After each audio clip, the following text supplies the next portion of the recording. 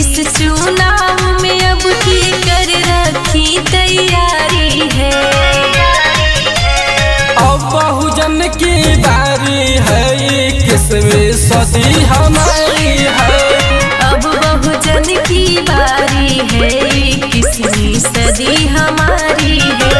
सभी मतदाताओं की सुन लो अपनी कुछ जिम्मेदारी है। अब बहुजन की बारी है, 21वीं सदी हमारी है। अब बहुजन की बारी है, 21वीं सदी हमारी है।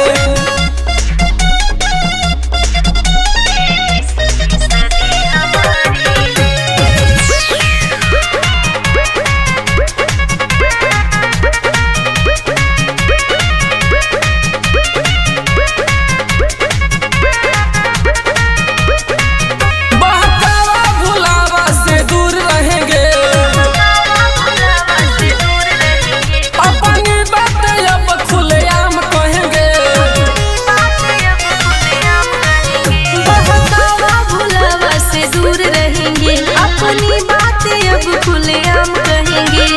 हमें चाहिए उतनी की जितनी मेरी हिस्सेदारी है।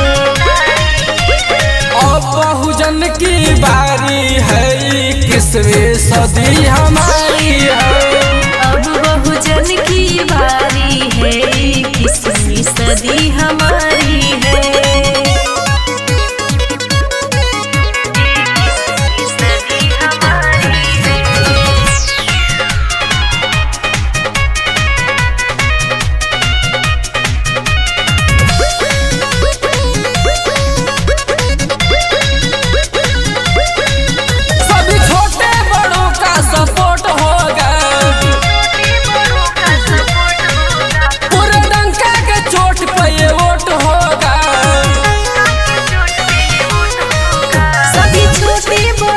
सपोर्ट होगा, पूरे डंका के चोट पे ये वोट होगा।